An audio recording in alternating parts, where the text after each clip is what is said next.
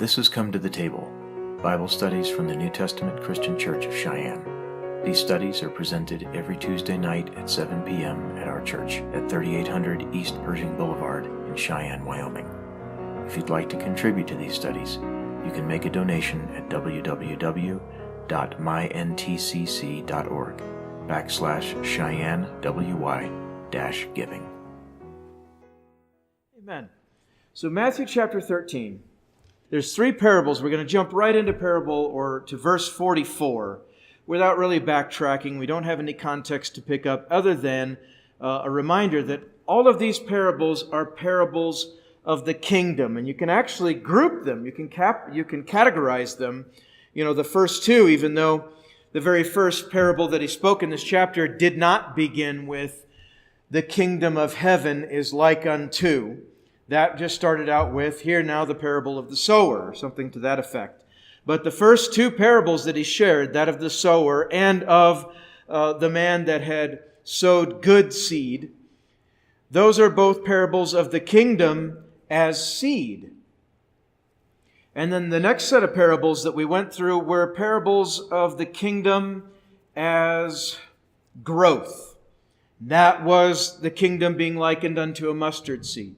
The kingdom being likened unto a mustard seed. And then the one after that was the kingdom being likened unto leaven and how that spreads throughout a loaf of bread and causes it to rise. And we talked quite a bit and in depth, I would say, about that last week. But this last group of parables that begin in verse 44 are the parables of the kingdom as treasure.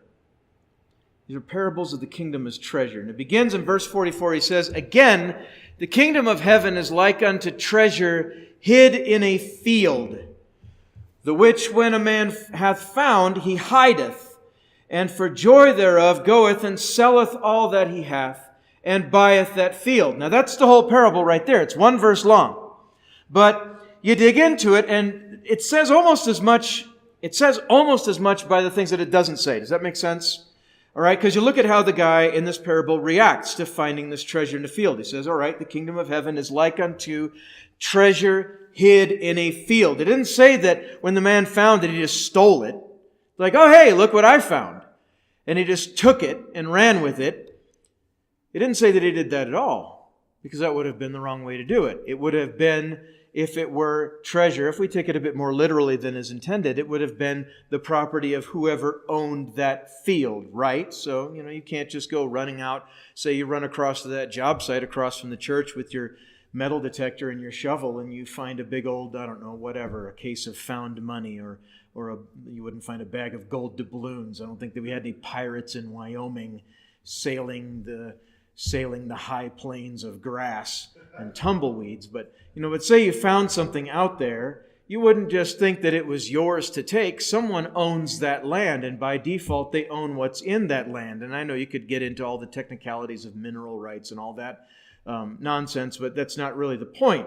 The point is, the kingdom of heaven is likened unto something that is extremely valuable. He calls it a treasure that was hid in a field where you wouldn't expect it to be. It's just out there in some overgrown wilderness somewhere, which when a man hath found, what did he do? Well, he hid it. That's what he did. He buried that thing again. He covered it up, made it look like it wasn't there, so that no one else would come along and take it, because it was valuable. It's something that he wanted to own, right?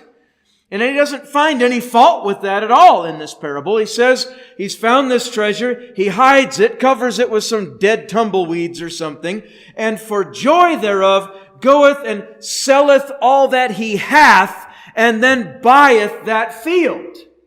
Because obviously, if he went to the owner of the field and said, hey, I found some treasure in your field, that would cause a bunch of problems. First of all, what were you doing in my field, trespasser? Second of all, no way I'm going to sell you that treasure, because how stupid is that? I'm keeping it for myself. No, he went and he sold all that he had.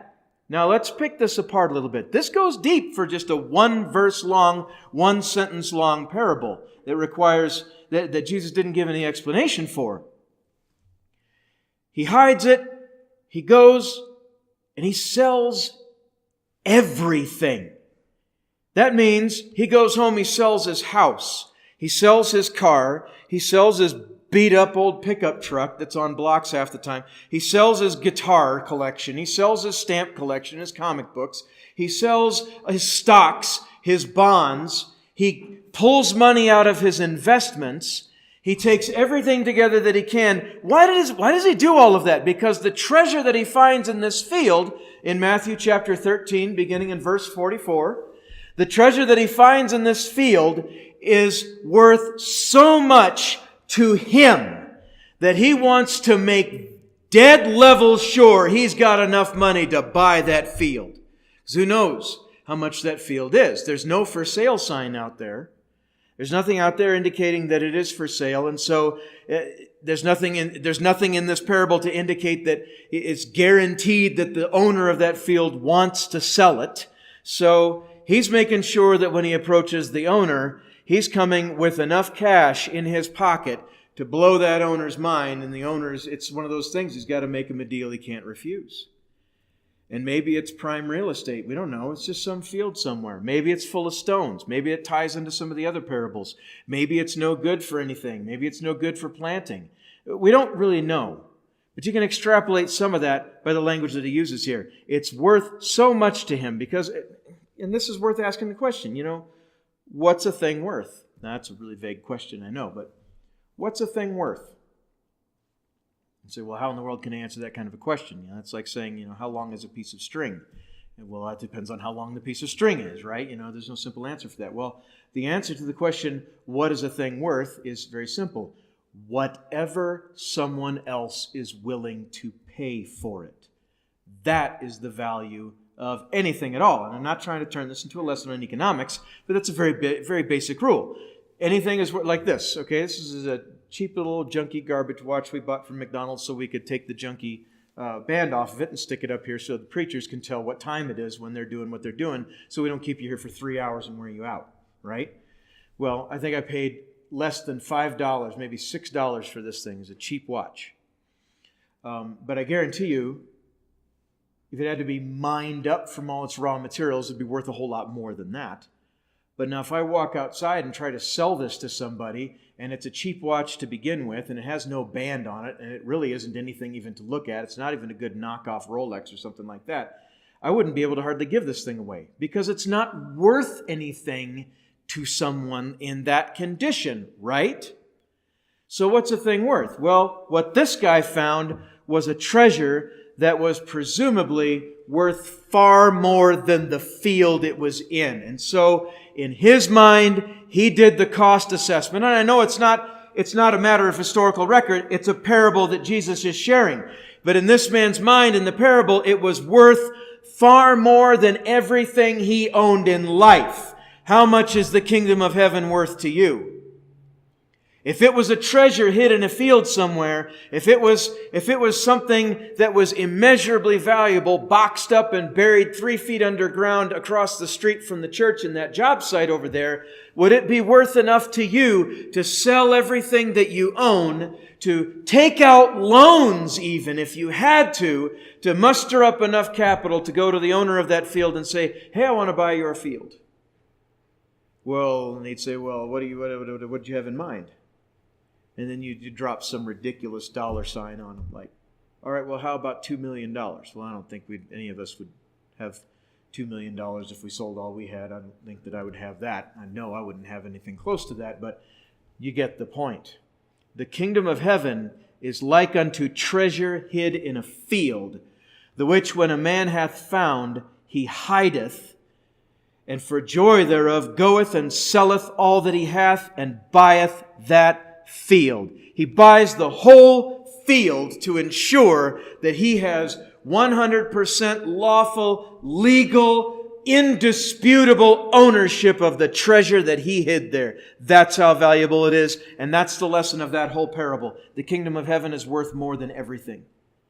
The kingdom of heaven is worth more than the world. The kingdom of heaven is worth more than anything you can possibly own in this life, do in this life, possess in this life. It's worth more than that. It's worth more than the truck and the SUV. It's worth more than the house. It's worth more than the relationship. Oh, yeah. It makes it very real when you go there. It's worth more than the relationship. It's worth more than the job title.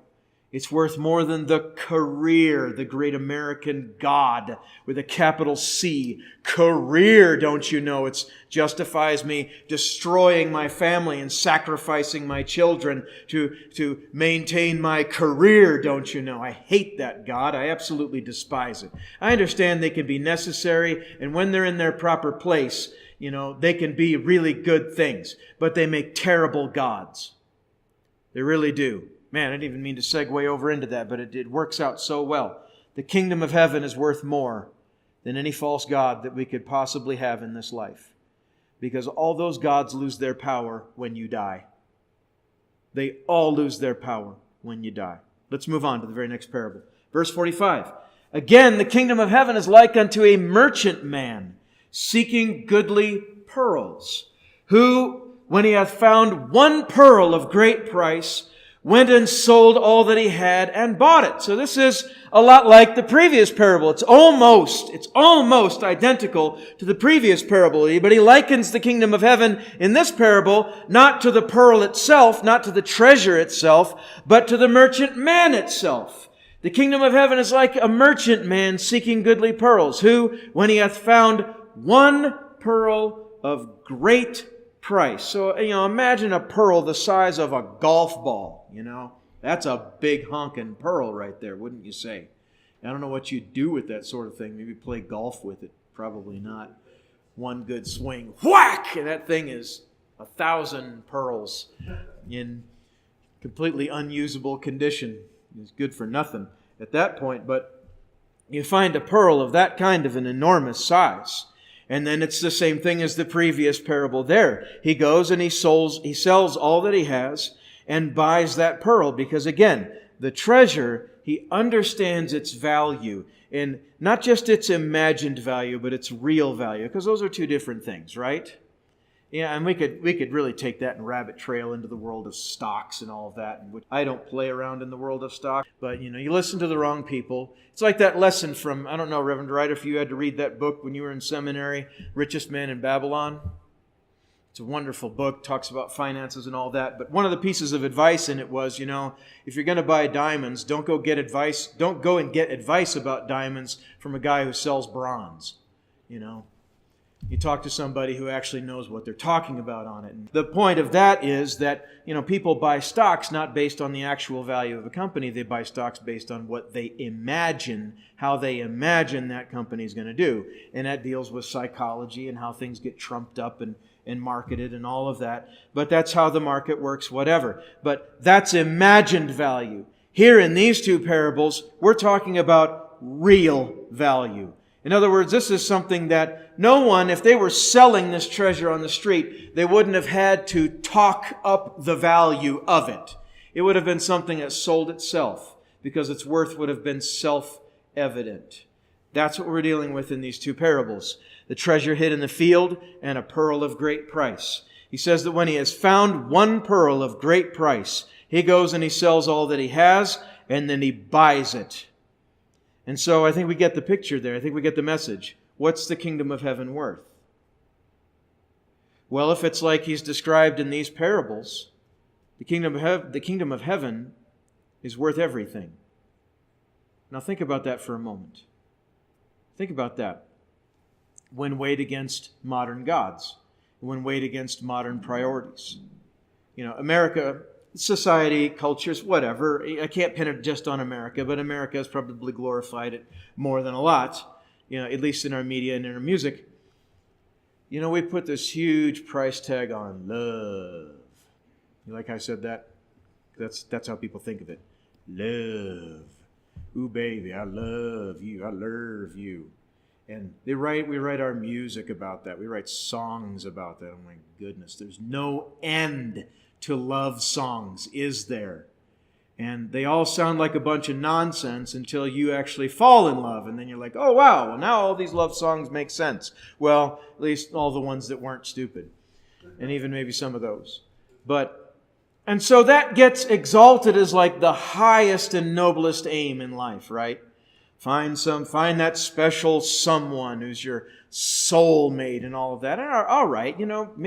Maybe there's somebody out there like that for everybody. Maybe there's not. But there's something worth even more than that. There is. I'm speaking as a happily, that's the key word, a happily married man. Okay? It's easy for an unhappily married man to say that. Yeah, it ain't worth all that. Well, I can tell you, love is great, love is grand, love really is wonderful when it's the real thing. But there's something that's worth even more. And that's the kingdom of heaven. Because love, in the sense that people understand it and promote it and bang on about it all the time and write their songs about it all the time and all of that, that love ends at the grave. Well, I'm going to love my baby forever. No, you won't. Because one day they're going to die and you're going to die. And you're both going to be dead. Okay? So, will you love them then? Well, we'd like to think that we would, especially if you're saved, they're saved, and we all go to heaven. Right? Of course you're going to love them still, but we have the words of Jesus concerning what happens to marriage at the grave, right? Marriage ends at the grave. He says, because in the kingdom of heaven, or in the kingdom, speaking of the kingdom of heaven, he says there is neither marriage, nor there's none married, neither given in marriage. And so marriage is an institution that is strictly limited to our life here on earth, a man and a woman. Let me say that again. A man and a woman. Not a man and three women. Not in this culture. And not two men and not two women. Or any other weird combination. One man, one woman, call it good, be happy. Love the one you're with, like that old song said. I don't even remember who sang that. The kingdom of heaven, the point is that the kingdom of heaven is worth more than everything and anything on earth. Even more than a marriage. Now, does that... let someone take that and run into a ditch of error with it, okay? And we're not teaching that we should then trash our marriages. No. Why? Why? Why would that thought even cross someone's mind unless it's a miserable marriage? We're just saying that if for the sake of the kingdom, a marriage ends up ending because someone who neither values the kingdom nor desires the kingdom decides that they want to pack up and leave and chase some other kind of life, Christian, you ain't lost much. You really haven't. Because there's something worth more. There's something that's worth more. And that's the kingdom of heaven. It's like, man, you're talking up the kingdom of heaven a lot. Well, no, Jesus was talking up the kingdom of heaven a lot. And he wasn't even trying to. He was trying to convey to a people that were not accustomed to thinking beyond the grave. Okay? It's easy for us as Christians in a Christianized, however, post-Christian culture and society, it's easy for us to project our kind of thinking onto the Jews of Jesus' day. But they weren't really thinking about the afterlife. They were thinking about the kingdom of Israel on earth. That's where the majority of their thinking was. They had the law of Moses that they were supposed to, but did not meditate on day and night. And they had imagined memories of the glory of the kingdom of Israel under their King David and the kings that followed him until they lost it all in Babylon. Does that make sense?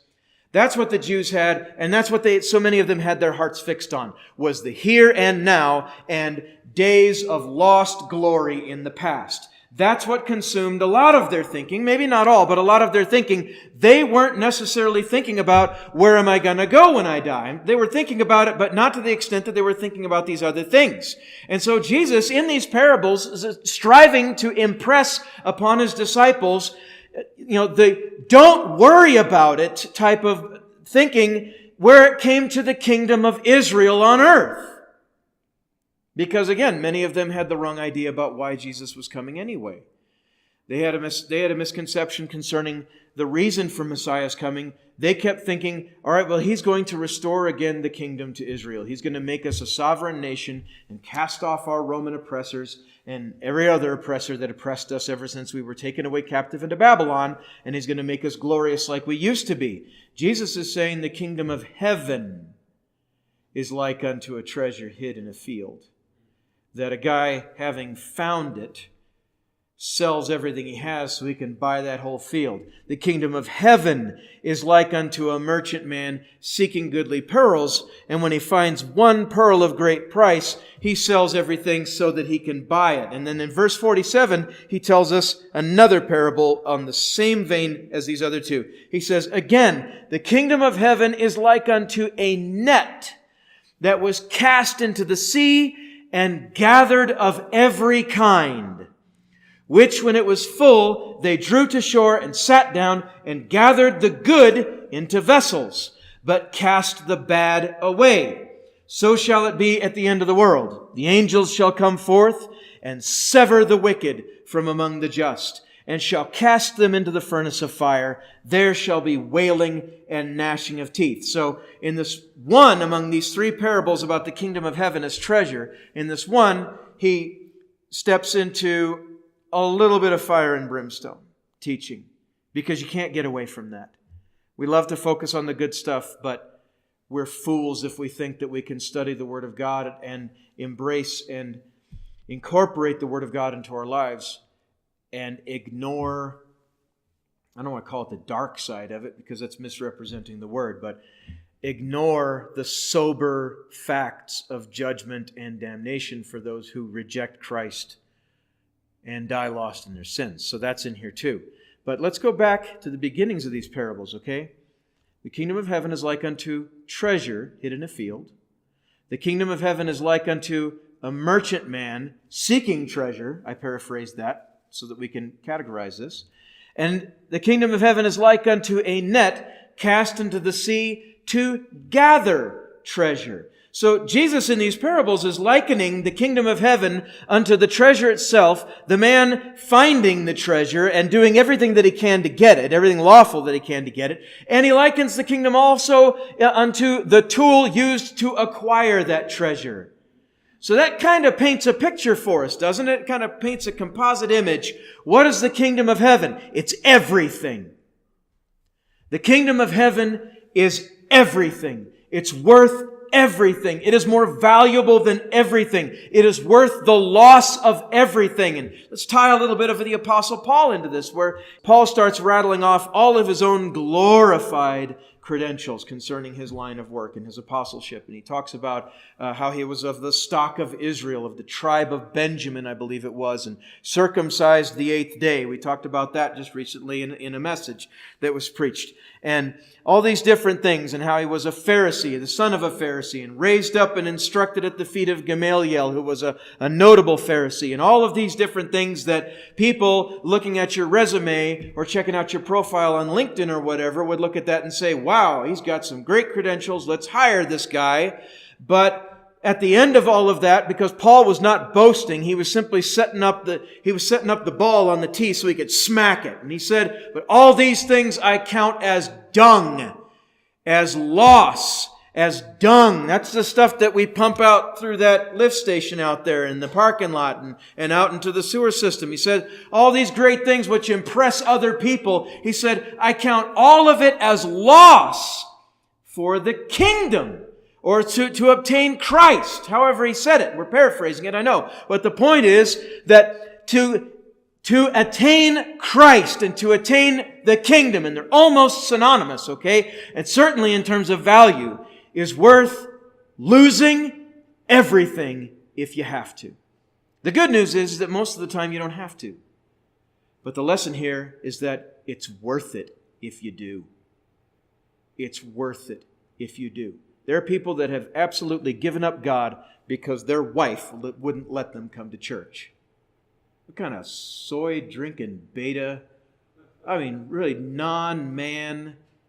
Come on. But there are women that have also done the same thing. They have absolutely given up God because they had a tyrant husband that didn't want them being a part of the family of God. It's like, well, my husband's the head of the household. His authority ends where it crosses the Word of God. Yes, he's got authority and all of that. We're not taking away from that. But where his requirements require another person to sin, that authority comes to an end. You are not bound by it. Period. End of story. And there are people that have given up God for other things. For boyfriends or girlfriends. I mean, man, it's almost understandable for a spouse because, you're committed to one another and you're bound and all of that. And you don't want to just burn that to the ground, But a boyfriend or a girlfriend, it's like, you're not even committed. You know what I mean? And those things are transient. That's like, I remember back to high school. I don't know if you've ever wondered this sort of thing. I always scratched my head about this all the way through high school as I watched all of my friends get emotionally invested in these relationships that didn't last 2 weeks. It was the boyfriend of the month, the girlfriend of the week, or whatever, vice versa. You're going to give up God because your boyfriend doesn't like your church, or because your girlfriend has different interests. When I'm reading parables here that say the kingdom of heaven is like unto a treasure, and is like unto a merchant man seeking goodly pearls, and is like unto a net that gathers up all the treasure of the sea, or the, fish and good things that you pick up with a net when you're out there with a net. And then it says that they drew that net in. When it was full, they drew it to shore and sat down, and then they gathered, so they picked through everything that net picked up. Because it picks up good and bad, right? How many of you ever fished and got something other than a fish? I picked up a branch once. Did anybody ever? There you go. I'm not the only one. Did anyone ever get the proverbial boot? Anyone ever pick up a boot from some riverbed somewhere? I'm sure it's happened. I caught a branch once and a miserable little bluegill once that wasn't even worth the effort to clean that thing and eat it. It had no flavor. But river fishing isn't the greatest for that. I think that's just more recreational, but whatever. But they bring that net in and then they sift through everything that's in it.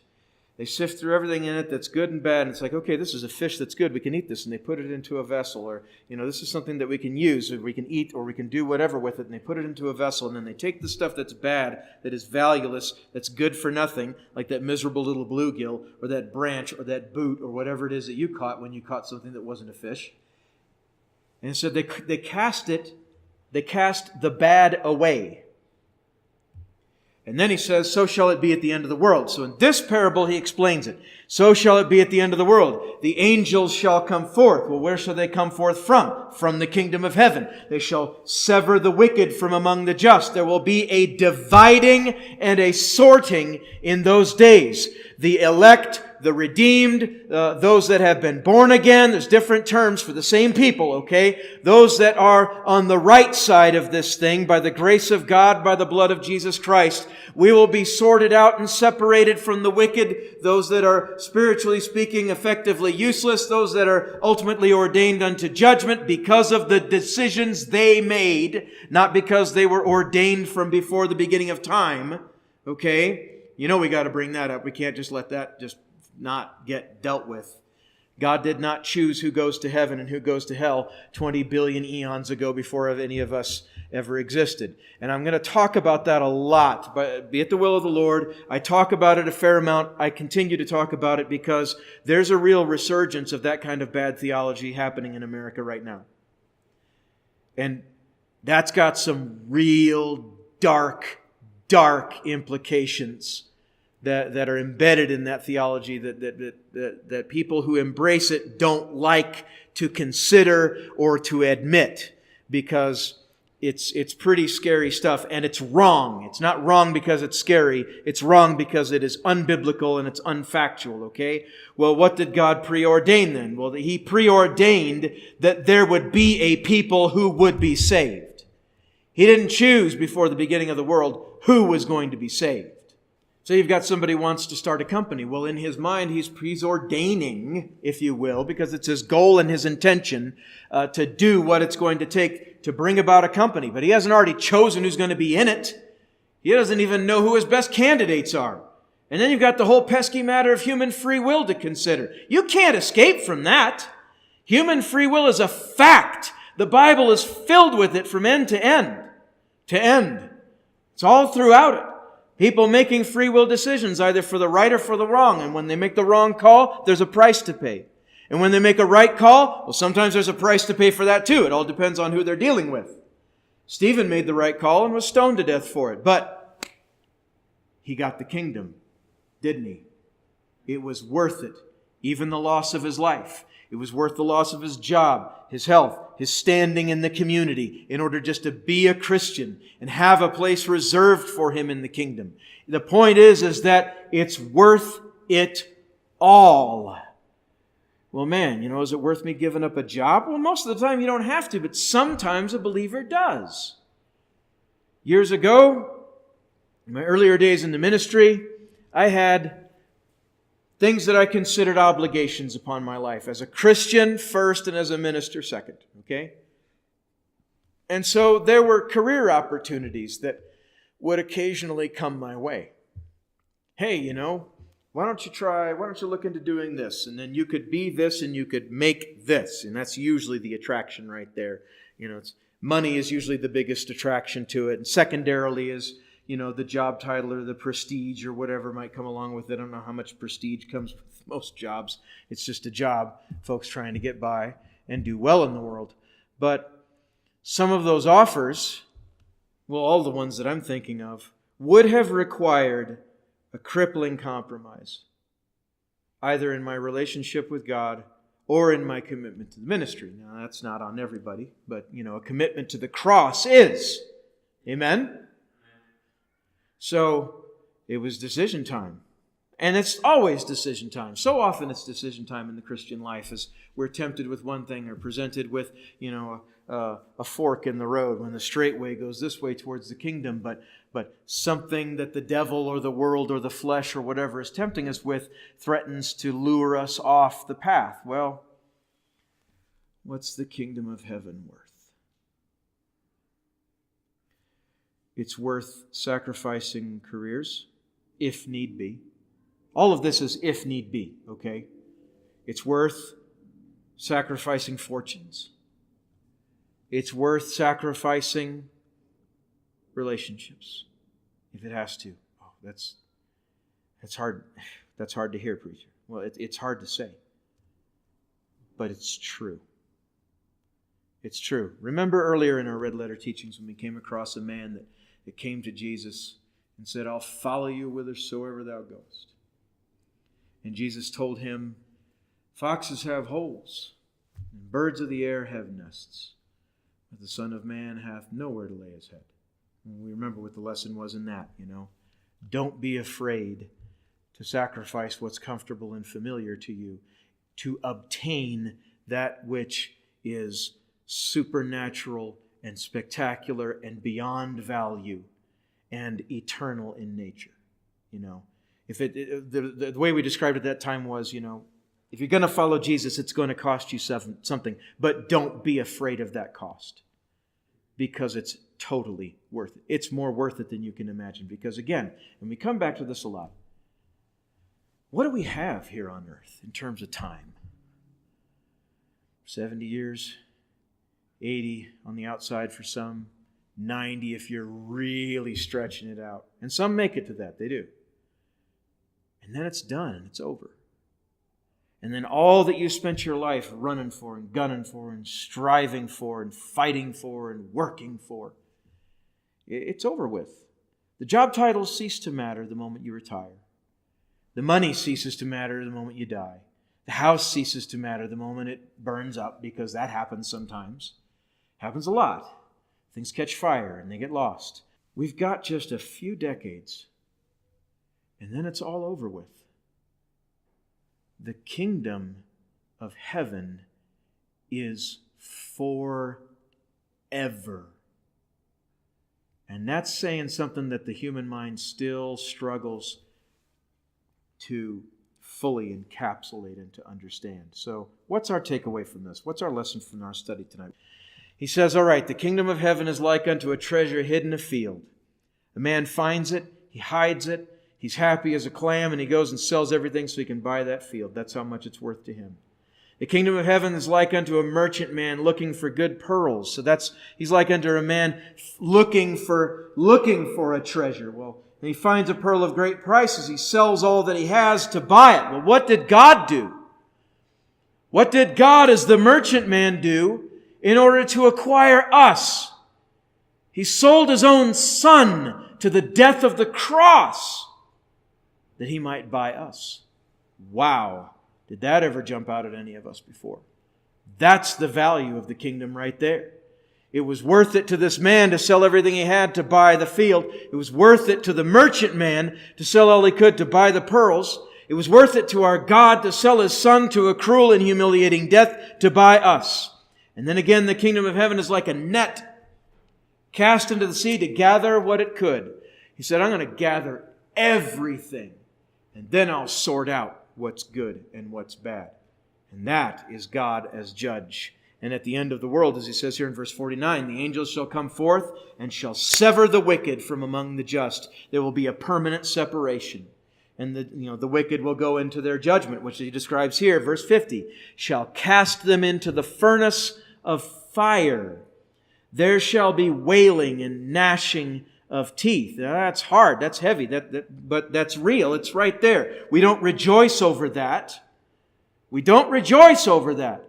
But it's there, and so we take warning, don't we? And we also warn others. And then He says to them, have ye understood all these things? They say unto Him, Yea, Lord.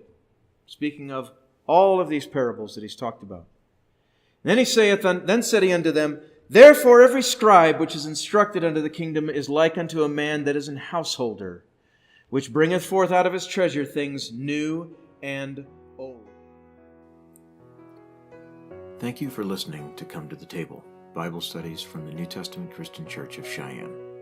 Included in these presentations are red letter studies on the life and teachings of our Lord Jesus Christ, historical studies on the Old Testament, topical studies on biblical doctrines, and practical studies on Christian life.